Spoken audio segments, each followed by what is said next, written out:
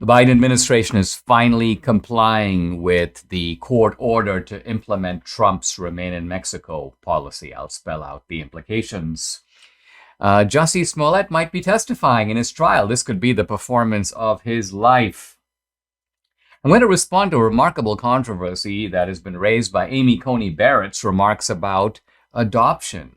And political scientist Paul Kengor joins me. We're going to talk about his book, The Devil and Karl Marx. This is the Dinesh D'Souza podcast.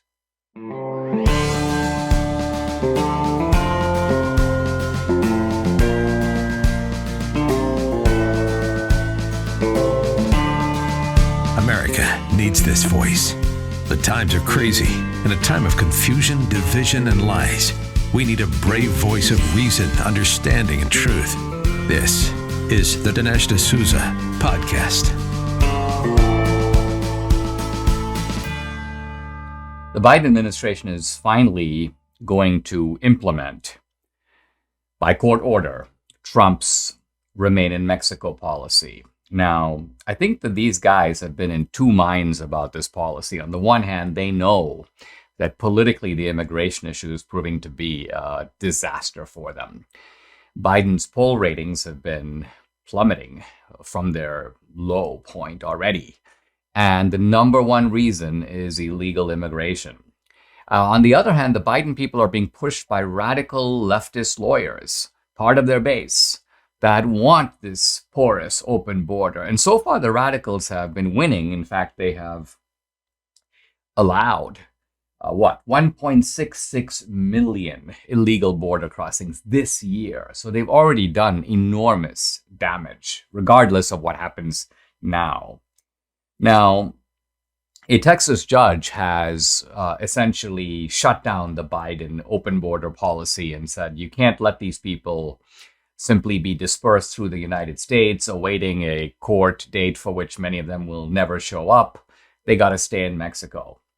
And the Biden people fought that, and they made all kinds of bogus arguments. Here's a classic one that was made by Alejandro Mayorkas. He goes, well, the problem with the Remain in Mexico is it, quote, does not address the root causes of irregular, not illegal, but irregular migration. Well, who cares if it addresses the root causes or not? It's a case where we want it stopped. It's illegal. He also goes, it undercuts the administration's ability to implement critically needed and foundational changes. Well, you can't implement critically needed and foundational changes without changing the law. And that requires Congress. It's not something the Biden administration can do unilaterally. So the judge in Texas was not convinced, and the Supreme Court, the Biden administration made an emergency appeal to the Supreme Court to sort of put this judge's order on the shelf, but the Supreme Court declined to do it. So the judge's order is in effect. Now, the Biden people needed to get the agreement of Mexico, and no surprise, basically Mexico said, yeah, we'll cooperate if you pay us. And of course, the Mexicans put on the usual, sombrero routine where they were like, we have a lot of humanitarian concerns. Many of these illegals are going to be at the mercy of gangs. So basically, the U.S. government needs to fund some shelters and some camps and some legal work. And so the shakedown is obviously, the familiar shakedown is underway. The Biden people agreed to pay. And so as of today, the Remain in Mexico policy is apparently going into effect. Let's remember that under Trump, the result of that policy was that border crossings fell sharply. We're going to have to see if that happens here. Now, the Biden people have made a couple of exemptions. They've exempted the very elderly. They've exempted people with physical and mental disabilities. And this is an interesting innovation.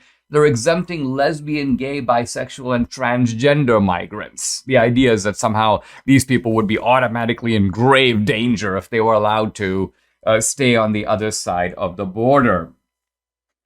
The left is actually squealing about the Biden administration's decision to do this. There's an article in Vox that is titled Biden's Bewildering Decision to Expand a Trump-Era Immigration Policy. Now, the Vox people in the article concede that the Biden people have no choice but to implement the policy. But what they say is that Biden is going beyond what the court order requires. In other words, It is not merely sending Mexicans and other Central and South Americans back to Mexico or keeping them on the Mexican side, not allowing them to enter the United States, but they're applying this, quote, remain in Mexico policy to all illegal migrants. In other words, it doesn't matter if you come from Haiti or you come from South Africa or you come from India, you're going to have to stay in Mexico. Well, yeah, but I don't speak Spanish. I only speak Hindustani. Sorry, well, then go back to India.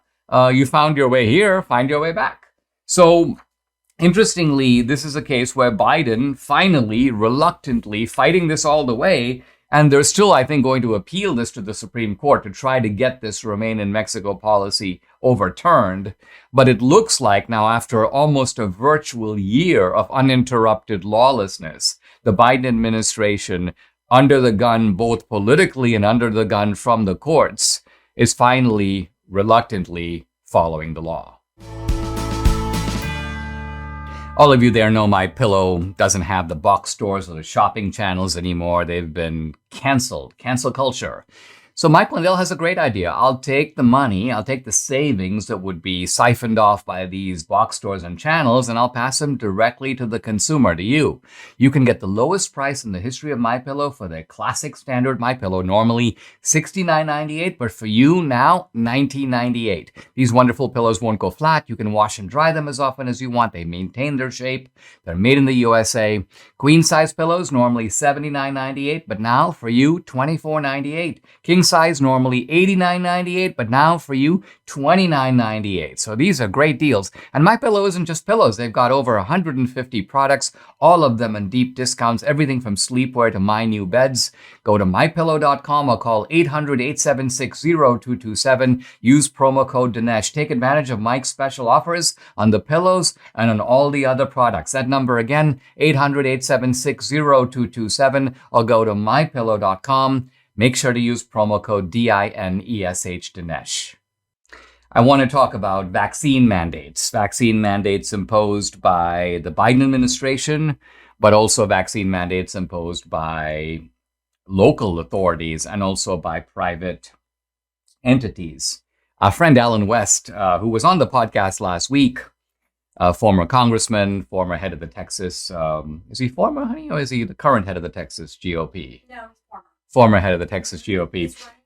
He's running for governor. Alan West was in New York. He went to the New York Republican Gala. In fact, he saw my daughter Danielle there, and they had a amusing conversation. And so Alan's been texting with Debbie, and he goes, "Man, I'm really mad because I went to eat at the Empire Diner in New York, and I was refused service because I wouldn't produce my Vax card." So Alan West was on the warpath about, and of course, Alan West was like, well, you know, my parents were not allowed refused service because of their race. And so for Alan, this wasn't just an annoyance. I think he was genuinely outraged by it. And, but there's not a whole lot that can be done about Empire Diner or really any private facility, private organization imposing this kind of a mandate. There have been efforts to contest these, and generally you can sometimes appeal them if you work for one of these organizations by claiming a religious exemption or claiming a medical exemption, but it's difficult to overthrow the mandate itself. Now, it's a whole different matter when the government, the federal government, tries to impose a nationwide mandate and force private entities to have a mandate. And this is exactly what the Biden administration has been trying to do. It's, again, we're not talking about a mandate imposed at the federal level, inside the federal government. We're talking about a mandate in which this was a regulation made by OSHA, the Department of Occupational Safety and Health Administration. They issued a, quote, emergency temporary standard. It's called an ETS, where any private employer in the whole country with 100 or more employees must impose a mandatory COVID-19 vaccinate policy. Unvaccinated workers would have to wear masks inside the workplace, and violators would face potential penalties of thousands, even tens of thousands of dollars per incident, so potentially per day. Now, this went before the Sixth Circuit Court of Appeals by the way, kind of a Republican-leaning court. 11 of the 16 judges are Republicans. Kind of shows you the importance of having the courts, not just the Supreme Court, but courts all the way down. And the court basically said, nope, this mandate is not likely to be constitutional. We're going to strike it down, and you can appeal it to the Supreme Court. But in the meantime, you can't enforce it. In the meantime, the mandate is kaput. It's dead.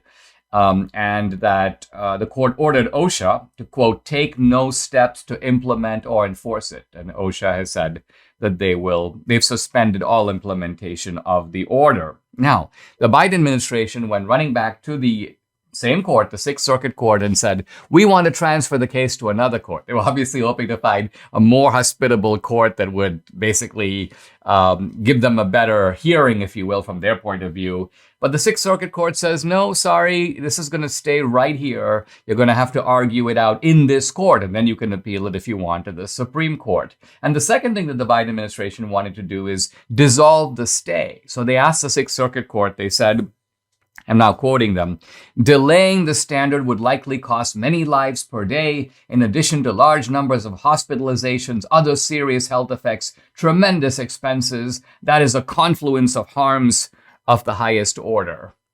And the court once again was unimpressed and refused to lift the stay, which basically means that the Biden administration mandate is effectively comatose. It's out. It's not in effect.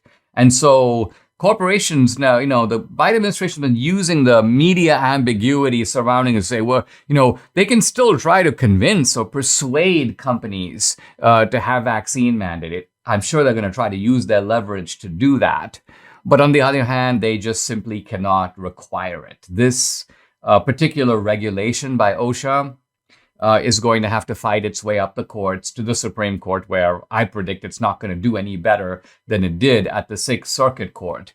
In fact, I went through several podcasts ago the arguments that the Sixth Circuit Court made, which I thought were pretty decisive in showing why the government, A, doesn't have this kind of a power, B, is appealing to an emergency that's not an emergency at all, and C, is using measures that are in no way narrowly tailored to achieve their objectives.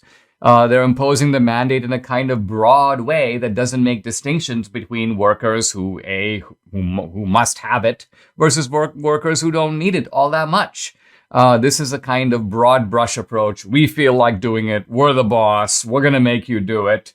And the Supreme Court goes, well, you're not the boss. You kind of have to go through us. And we are going to put up an obstacle so that you can't push ahead with this unwise, unnecessary, and unconstitutional mandate. A third of Americans regularly suffer from nausea. Now, my wife, Debbie, had a terrible time flying. Yeah, and we just flew a few days ago, and I had to have this little device that took away my nausea.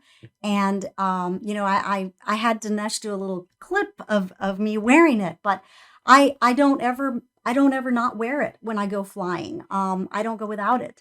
I also have some hormonal vertigo. So it doesn't just help the vertigo like when I'm on a plane or a boat or whatever.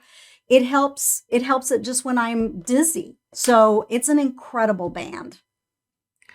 Debbie's talking about Relief Band. Relief Band is the number one FDA-cleared anti-nausea wristband. It's been clinically proven to quickly relieve and effectively prevent nausea and vomiting associated with motion sickness, anxiety, migraine, hangover, morning sickness, chemotherapy, and so much more. The technology was originally developed over 20 years ago in hospitals, but now, through Relief Band, it's available to you. Relief Band stimulates a nerve in the wrist that travels to the part of the brain that controls nausea. Then it blocks the signal your brain is sending to your stomach telling you that you are sick. As the holiday season approaches, there's never been a better time to give the gift of relief. Make sure your loved ones are nausea-free. Right now, Relief Band is an exclusive offer just for you. Go to reliefband.com and use promo code Dinesh. You'll get 20% off plus free shipping and a 30-day money-back guarantee. Head to reliefband.com and use our promo code Dinesh.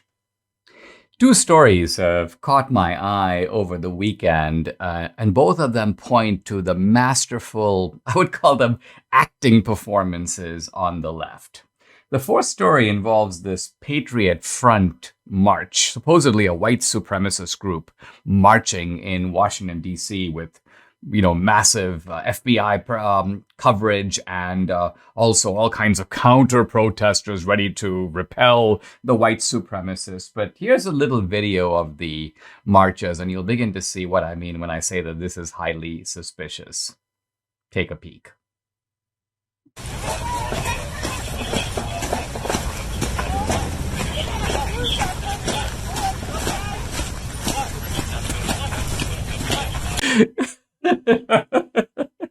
Now you have to not only take in the video, but you have to sort of zoom in to get some of the details to see, first of all, how bogus this is. First of all, you've got these guys, and they don't even look like white supremacists. I mean, there's a white supremacist signature, the kind of guys with the beards and these guys look uniform. They all look about the same age. They're in their 20s or 30s. They're all in kind of rather trim. They've all got sort of shortish hair. By the way, their faces are all covered, so you can't see who they are. They're all wearing khaki pants, evidently bought like on one of those deals. I'll take 250 pairs at Costco. Debbie wants to know why they need knee pads. Why do they need knee pads? Maybe it's because after the march they have some duties to perform at FBI headquarters. No.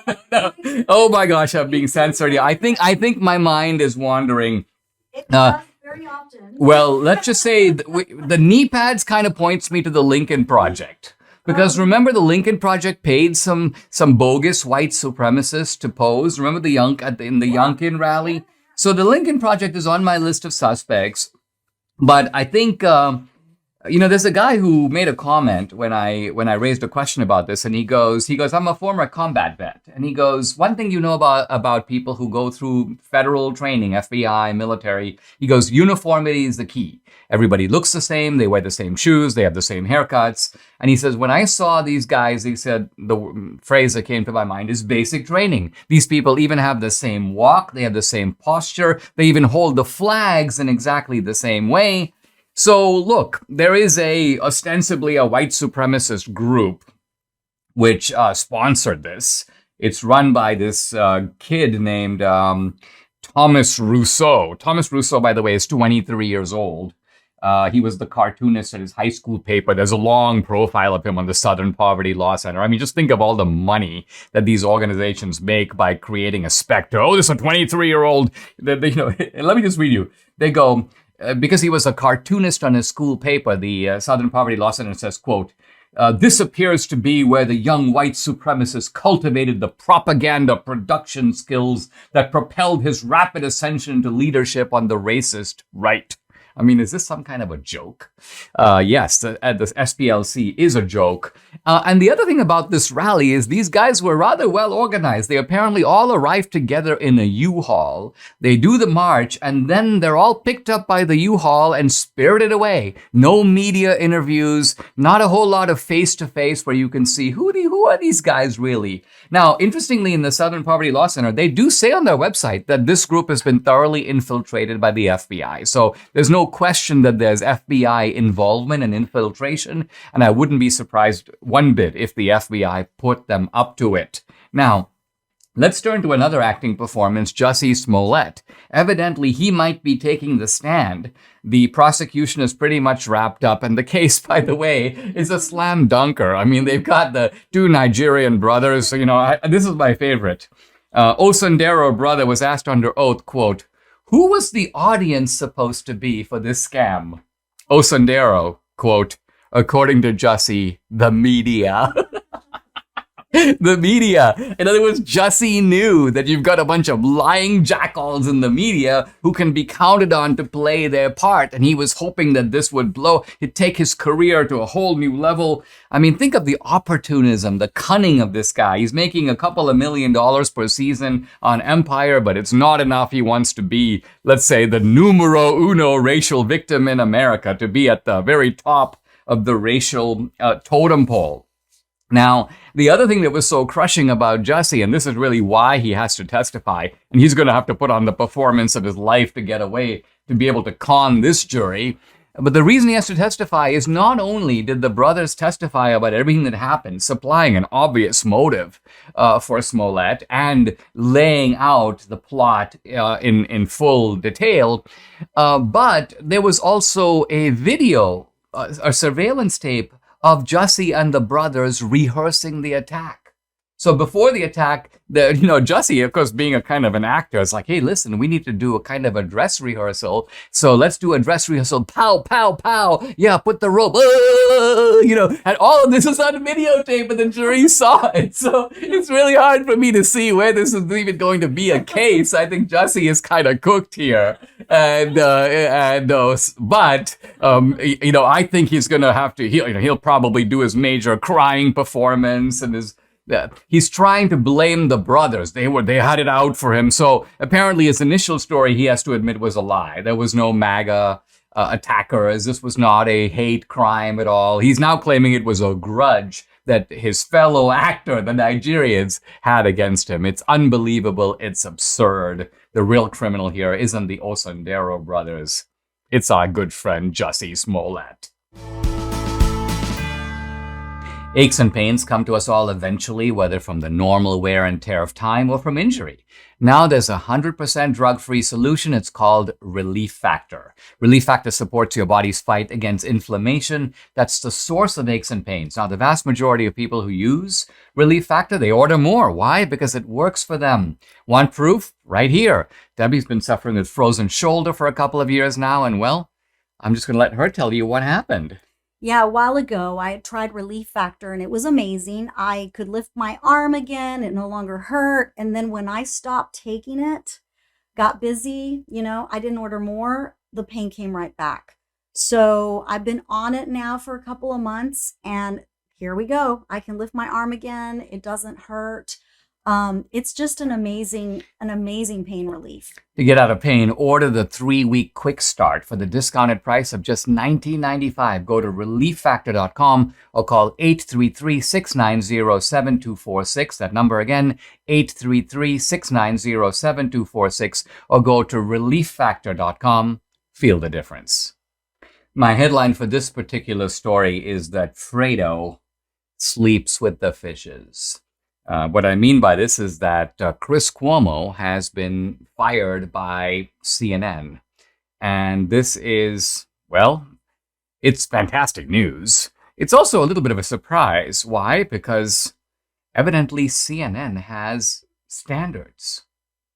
Now, these might not really be intellectual standards, and they certainly don't have moral standards, and clearly CNN has very low standards. But I think the surprise is that they have standards at all. And they've decided that enough is enough with Chris Cuomo. Now, the Babylon Bee is kind of a funny headline here. Unemployment rate among Cuomo brothers now rises to 100%. Basically, both members of the Corleone, or should I say Cuomo family, are now effectively unemployed. And the reason I say this is good news, I mean, I don't normally revel in other people's misfortune, but I mean, I just think back to the disgustingly masturbatory scenes between the two brothers on TV, just basically, just obscene. Here's a little clip that will remind you of the kind of nauseating CNN content I'm talking about. Listen. Let me ask you something. With all of this adulation that you're getting for doing your job, are you thinking about running for president? Tell the audience. No. No,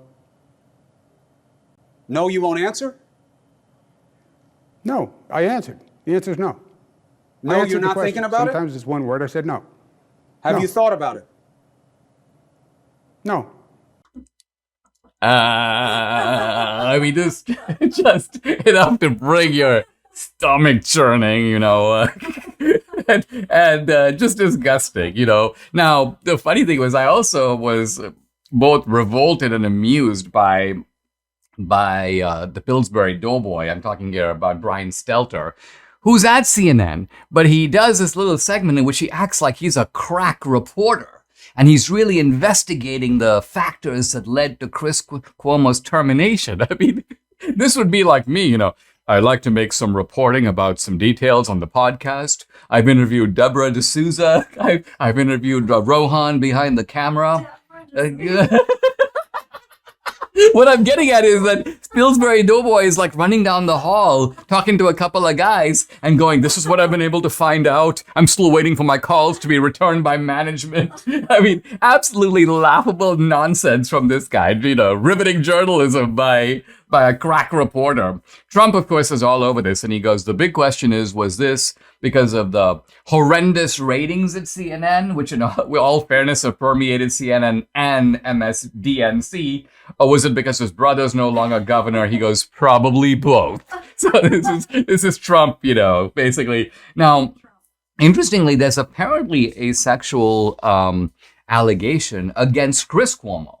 And CNN has been notified about it. Remember Deborah Katz? She was the woman who represented Christine Blasey Ford. Well, she's representing some woman that evidently has made a complaint against Chris Cuomo.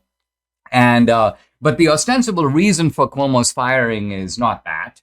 At least I don't think. It's that Cuomo was much more actively involved than previously known in seeking to expose, humiliate, and discredit the accusers of his brother. At one point, for example, he's texting this woman named Melissa DeRosa, chief of staff for Governor Cuomo, and Chris Cuomo goes, please let me help you with the prep. So he's actually part of the strategy team. At another point, Andrew Cuomo is accused of attempting to forcibly kiss this woman named Anna Rutch. And Chris Kingore texts DeRosa, I've got a lead on the wedding girl. So he's apparently tapping his news sources to try to find out information, probably damaging information. So I think when Jeff Zucker, the head of CNN, found out about this, he was like, well, you didn't really fess up, Chris. You told us that you kind of were, you know, doing the family duty in helping your brother, but the extent of your involvement, you kind of kept on the down low. So now the funny thing about this, of course, is that, yeah, Chris Cuomo's gone, but I mean, CNN is full of all these suspect characters, right? I mean, Chris Cuomo's hardly the only one. You have Jeff Toobin. I mean, here's a guy, you know, strumming his human guitar, you know, somewhere over the radio on a Zoom, someone's up on a Zoom call. And then, of course, there's Don Lemon, and Don Lemon has also been accused of like gay sexual harassment. So you got Lemon, you got Toobin, you got Chris Cuomo. It probably doesn't even stop there. So this is a network that's in a tailspin. And I've got more to report about this, but I'm going to save it till maybe tomorrow.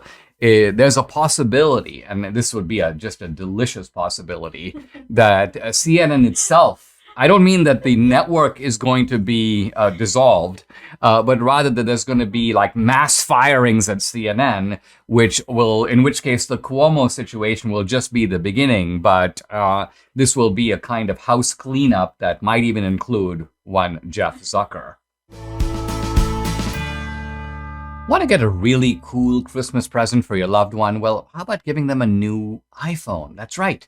Pure Talk has iPhone 12 starting at just $479 through the end of the year. And yes, they have the 13s too. I switched to Pure Talk and I'm getting great nationwide 5G coverage. Yes, it's the same coverage as the big guys, and you can too. The average family saves over $800 a year. Now that's just smart. I wouldn't tell you to use a service I'm not completely happy with. Make the switch. With Pure Talk's 30-day risk-free guarantee, you have nothing to lose. Unlimited talk, text, and 6 gigs of data, $30 a month. And like I said, the iPhone 12, like mine, take a look, is just $479. Go to puretalk.com and shop for the plan and phone that's right for you. Then enter promo code SAVEHALF. And you'll save 50% off your first month, and you'll save on a new phone. That's puretalk.com, promo code SAVEHALF. Pure Talk is simply smarter wireless. Some restrictions apply. See site for details. A remarkable controversy has erupted over Amy Coney Barrett's statements in the abortion case from several days ago. And the controversy reveals the corrupt and evil core that is at the heart of modern progressivism. Now, Amy Coney Barrett very almost innocuously raised a question. The left, this is Elizabeth Preligar speaking for the Biden administration, the Solicitor General, kept talking about forced pregnancy. And Amy Coney Barrett said, in effect, she said, look, I admit that pregnancy involves a sort of infringement upon the idea of bodily autonomy, which is to say that your absolute right to have a say over whatever happens around or even inside your body. But she said, we live at a time when there are adoption agencies that are desperately looking for children. Now, Amy Coney Barrett is obviously not speaking here theoretically. She has had, 5 children of her own. They've adopted 2, in fact, from Haiti, I believe. And Amy Coney Barrett said, at a time when we also have these laws, they're so-called safe haven laws. And what they mean is that if you don't want to raise your child, you can, in a sense, shield yourself from criminal liability, from being charged with negligence. You just essentially put the child up for adoption, and it will be raised by someone who wants it. So Amy Coney Barrett's point here, and it's really an unanswerable point, is that when you're talking about the forced pregnancy, all that you mean is that the inconvenience on the one side that's involved is that the woman doesn't have to raise a child she doesn't want to raise, isn't saddled with lifetime obligations, isn't responsible for financial burdens that she's unable to bear or even know how she can bear in the future. None of that. The woman merely has to carry the pregnancy to term, at which point the adoption agency sort of steps in. So balancing, if you will, the inconvenience to the mother versus the child's right to life. I mean, think about it. This is its whole future, its whole destiny, its chance to live in the first place. Amy Coney Barrett's point is, what are you saying? And Elizabeth Pralagar, of course, spouted a bunch of incomprehensible nonsense, but the leftists picked this theme up, and I find it really fascinating. Here's an article in Vogue magazine that says that this was a, quote, moment of repugnance. This woman was just repelled by Amy Coney Barrett even bringing up adoption. And I'm going to just read because it gives a window into the psychology of the left. As a queer woman hoping to start a family in the not-too-distant future, I felt a particular sense of unease listening to Barrett frame adoption in this way. And she goes, my right to parent as a queer person should not be remotely connected to another person being forced to carry their pregnancy to term.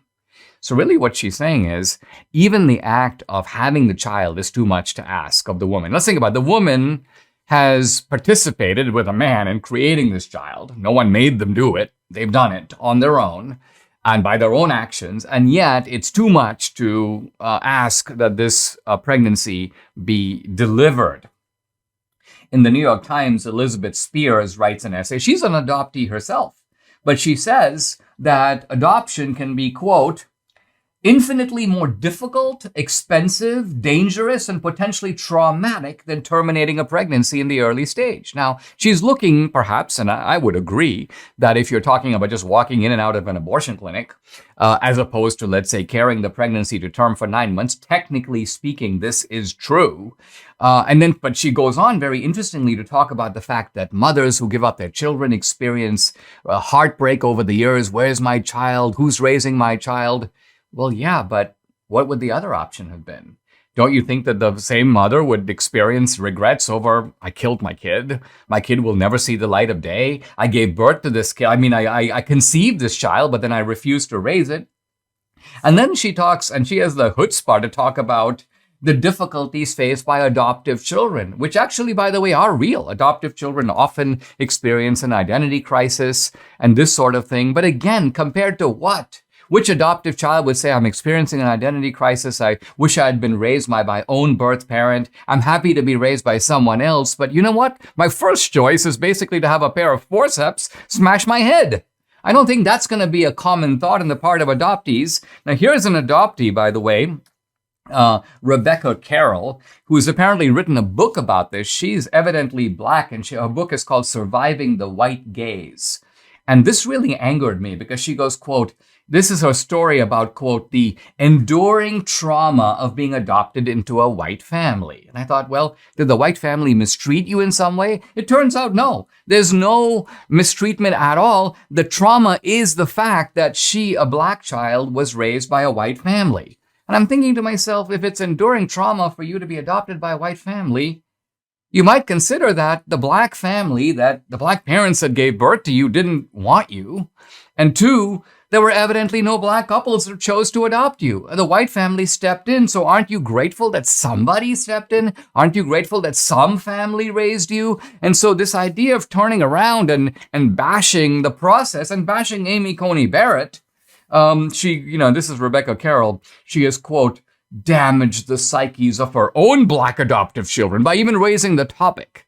So I think this is the ghoulish philosophy that is modern progressivism. In a sense, what they're saying is that abortion, including late-term abortion, I mean, you talk about the trauma of having a child. What about the trauma of going through a partial birth abortion, a late-term abortion? That's a hideous trauma, but the left defends it relentlessly. They want to leave that option open to women. They're not worried about the fact that this can be a difficult, dangerous, even a health-challenging choice for the mother herself, not to mention a sort of a death sentence for the fetus that's been conceived. I think what we see here is that is a kind of sad insider perspective into the depraved heart that is modern liberalism. Aren't you sometimes a little sick of the news every day? The left is trying to make another money grab, whether it's spying on your accounts or taxing your unrealized gains. Well, there's no shortage of their creativity when it comes to taking your hard-earned money to fund their expensive, radical agenda. I want to make something clear. You're making a mistake if you're not diversifying your savings. Hold gold in a tax-sheltered account or just hold gold at your home and you're safe.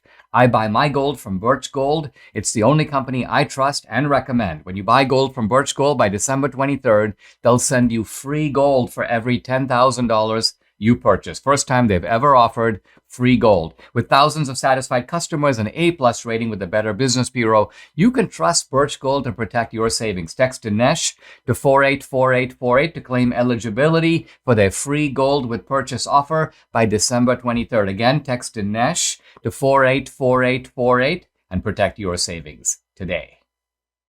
Guys, I'd like to introduce you to Paul Kengor.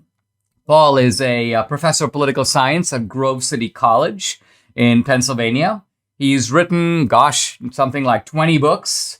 Paul, welcome to the podcast. I remember one of your early books on the life and faith of Reagan. You talked about Reagan's, Reagan had a kind of whimsical religiosity. He'd sometimes refer to the man upstairs. He wasn't explicitly religious, perhaps in the way that George W. Bush was.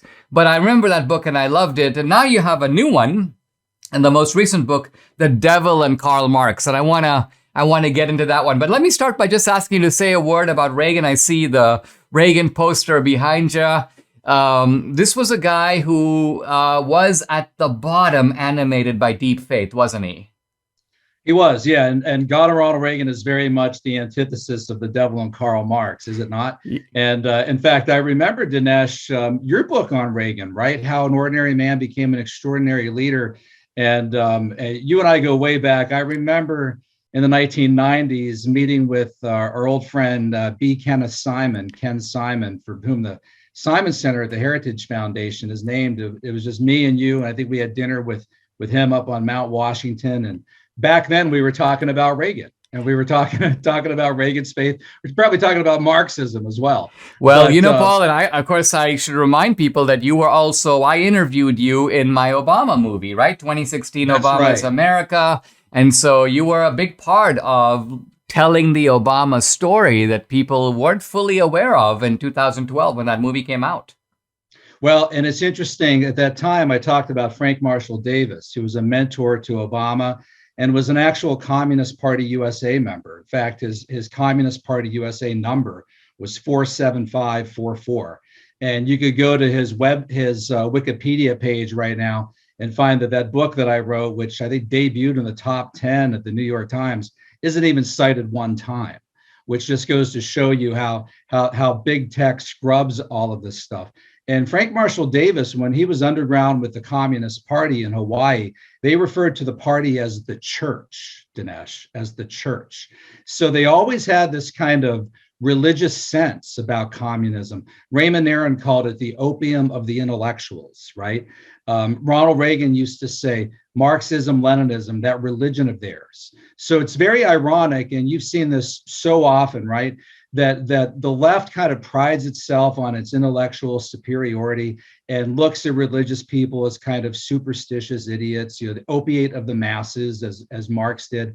And yet, they treat Marxism, Leninism, communism, this atheistic philosophy, almost like a religion, or at least as a way of life.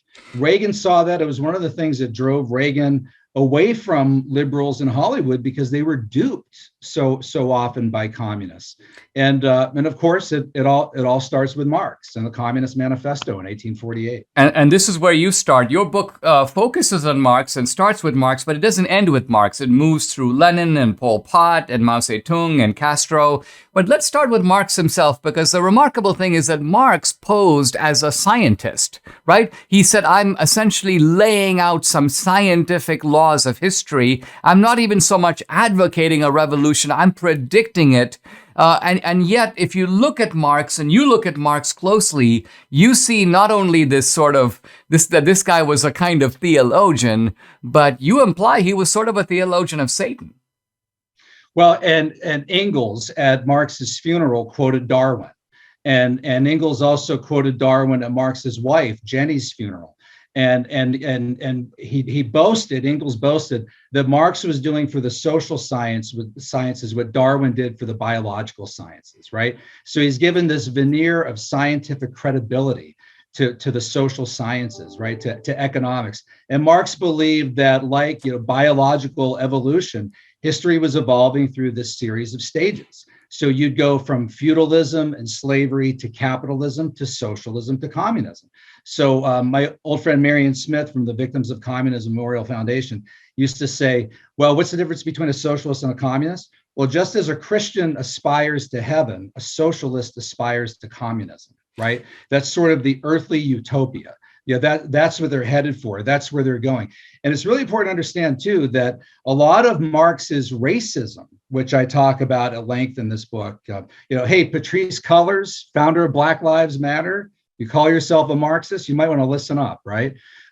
Marx's racism was evolutionary based. He believed that human beings were not created in the image of God, the imago Dei, right, the Judeo-Christian view of human beings, but that they evolved from apes. And Marx and Engels both believed that Black people were lower in the evolutionary scale than white people. And Dinesh, this is striking. To sit down and read letters between Marx and Engels in German, and then you see the word Nigge. They actually used the English word. They didn't even use like a German word for Negro or something like that. These guys were they were racist, and those racist viewpoints stem from their atheistic philosophy. Now, you said something very important. You said that socialism is a way station on the journey to communism. And I think this is important, not just because it shows how the two concepts are linked, but it shows that the Marxist ideology wasn't merely economic. When people think of socialism, they think of redistribution, they think about sorting out the wealth, but they don't think about the larger sphere of human life. But communism wasn't just about economics, isn't it? Communism is ultimately a philosophy that replaces the whole Christian worldview. That's exactly right. Pope John Paul II said the problem with Marx was an anthropological failure, right? I mean, forget that it's bad economics. It's obviously bad economics. But if you just read the book, and you and I have both spoken for Young America's Foundation for years, right? And I go all the time around the country giving this talk at colleges called Why Communism is Bad. And some young person will come up to me and say, well, but communism's a pretty good book if you just read it, right? And I'll say, really? Come on now. Have you read it? Come on, have you? And they say, well, I maybe skipped around a little bit. And I'll tell them, read it, because this is not just a book that talks about sharing wealth. I mean, this is a really radical book. Marx called for, quote, the ruthless criticism of everything that exists. Marx had a favorite phrase, a favorite line. It was from Goethe's Faust, the Mephistopheles character, the devil character. It was a favorite quote of Marx. Marx's family said he would chant this line. The line was, everything that exists deserves to perish. Everything that exists deserves to perish. Marx was an absolute revolutionary. Communism is a revolutionary ideology. This isn't about tinkering with tax rates and redistribution of the wealth and the welfare state. This is about raising the foundation, R-A-Z-I-N-G, raising, right? Taking it down, completely rebuilding from the bottom up. Everything that exists deserves to perish. I mean, this is a radical project of philosophy and even some ways secular religion, right? You know, Marx was a lousy economist. He was an even worse philosopher. When we come back, let's go into this because I think you're onto something big here. If God is the creator and sustainer, Marx becomes the opposite of that. Marx becomes the destroyer. We'll be right back with Paul Kengor in a minute. How did you choose which internet service provider to use? The sad thing is most of us have very little choice because service providers operate like monopolies in the regions they serve. They use this monopoly power to take advantage of customers' data caps, streaming throttles, the list goes on. But worst of all, many service providers log your internet activity and sell that data to other big tech companies or advertisers. Now, to prevent service providers from seeing my internet activity, I protect all of my devices with ExpressVPN. ExpressVPN keeps all of your information secure by encrypting 100% of your data with the most powerful encryption available. Most of the time, I don't even realize I've got ExpressVPN on. It runs seamlessly in the background. It's so easy to use. All you do is tap one button, boom, and you're protected. ExpressVPN is available on all your devices, so stop handing over your personal data to service providers and other tech giants who mine your activity and sell off your information. Visit my exclusive link, expressvpn.com/Dinesh. You'll get an extra 3 months free on a 1-year package. That's expressvpn.com/Dinesh, expressvpn.com/Dinesh. I'm back with Paul Kengor, political scientist at Grove City College, author of The Devil and Karl Marx. Paul, let's talk about Marx's view of religion. And I'm just going to read a line or two and have you comment on it. This is the famous passage about religion being the opium of the people. So Marx writes, religious suffering is at one at the same time the expression of real suffering and a protest against real suffering. Religion is the sigh of the oppressed creature, the heart of a heartless world, and the soul of soulless conditions. It is the opium of the people. And then Marx goes on to write, the abolition of religion as the illusory happiness of the people is the demand for their real happiness. Now, as I read this, what Marx is saying is that you've got all this social injustice. Religion is consoling people and habituating them to their conditions as they are, but it's preventing people from developing the revolutionary consciousness and energy to do something about it. This is what I, Marx, am proposing, but in order for us socialists and communists to do something about it, we've got to remove the illusory solution, which is religion. Am I reading this right? Because it seems like in your reading, you'll go beyond this to say that there's something more insidious at work here. Well, that's right. And that's why they had to actually proactively and aggressively and militantly go after religion. So this isn't about separation of church and state or irreligion or having no position on religion. You know, this is aggressive militant atheism. He also says in that Opiate of the Masses essay, the criticism of religion is the beginning of all criticism, which is a pretty profound statement, actually. I mean, he's right. The criticism of religion is the beginning of all criticism. And he really saw, too, the undermining of religion is the beginning of undermining everything. So for him, and I mean, how many times have you heard, Dinesh, people over the years say, well, I understand what Marx meant about religion being a kind of a drug, right? I mean, even for believers, right? It's kind of, it's something, it's a kind of a crutch for all of us, but we believe as Christians, as Jews, we believe that it's something you can lean on that's real, right? Marx believes it's kind of phony. But when you read that entire quote, right? The heart of a heartless world, the soul of soulless conditions, it is the opiate of the masses. I mean, he had a much darker view of religion than that. This isn't just seeing it as a drug. I mean, he saw it as a very bad influence that needed to be eliminated. And all subsequent communists and communist parties Soviet Union, and all the others sought to do and implement precisely that. I mean, I think that's a key point, which is to say that, sometimes people say that we have to distinguish Marx's comments, which could be sort of taken incidentally, almost like they're a footnote of some sort. But then when you look at the Marxist regimes, I mean, Lenin, Pol Pot, Mao Zedong, Castro, I mean, they adopted this militant atheism and institutionalized it, showing that this was obviously a central part of the socialist and communist ideology. I mean, even in this country, where you don't have maybe a militant atheism of that sort, I mean, it's unmistakable, the left's hostility and the socialist hostility to religion, isn't it? It is. And I think maybe the most telling line in the entire Communist Manifesto at the very end of the book, Marx and Engels write, the communism calls for, quote, and listen, people, if you're taking notes, get ready for this one, the forcible overthrow of all existing social conditions. The forcible overthrow of all existing social conditions. They call for, quote, abolition of the state of things. So these guys, there wasn't any nuance here, right? It's not like, well, if we could just change this, if we could get the tax rates correct, if we could change these guys want to, an abolition of the present state of things. I mean, if you or I were teaching and a student handed in an essay saying, Professor, my theme here is I'm going to call for the forcible overthrow of everything that exists, right? We'd probably give him an F or report him to the dean or authorities, right? But these guys were the radical. And I don't think, in fact, I know most of the young people today who say positive things about communism, they really are saying it out of ignorance. I mean, anything that says, as the manifesto does, abolition of the family, or, quote, the entire communist theory may be summed up in the single sentence, abolition of private property. I mean, that's madness. If you try to abolish private property, you're going to have to kill 100 million people, right? It's just obvious. I mean, the starting point of all of this is completely flawed.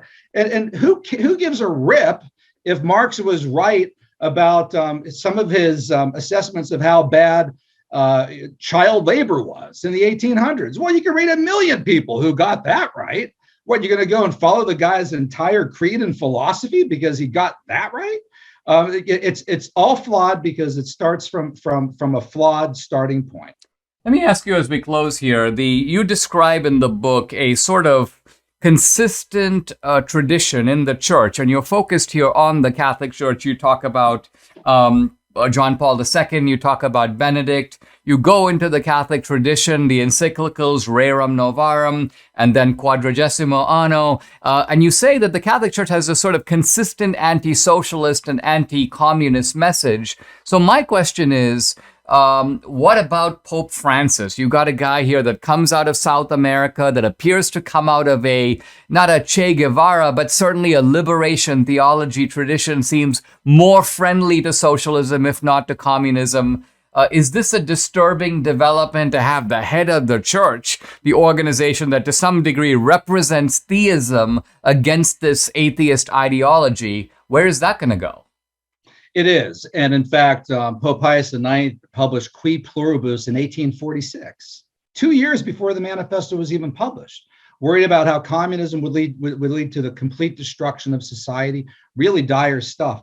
Pope Francis said, and I think this was in 2013, quote, the Marxist ideology is wrong. He said that. And then I think the remainder of the quote, Dinesh, is, but I know communists who are good people, or something like that, right?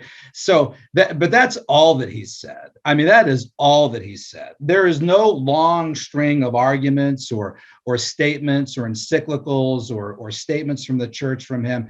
He said very, very, very little. He clearly thinks it's wrong, but he's still sympathetic to some forms of socialism, redistributionism.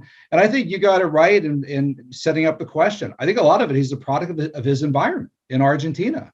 And a lot of what he saw growing up there, and as a bishop there, as a priest there, is what we would call sort of, crony capitalism, right? It's really not true free market. It's a very distorted view of capitalism. And I think it's led him to a very distorted view of markets and even of socialism. Well, we have come to the end of our time. We've unfortunately just touched the surface of a very rich book. The book by Paul Kengor is called The Devil and Karl Marx. Paul, we're going to have you back sometime so we can delve more into all this. Thanks for joining me on the podcast. Anytime, Dinesh. Keep up your good work. Always good to connect with you. Thanks. Subscribe to the Dinesh D'Souza podcast on Apple, Google, and Spotify, or watch on Rumble, YouTube, and SalemNow.com.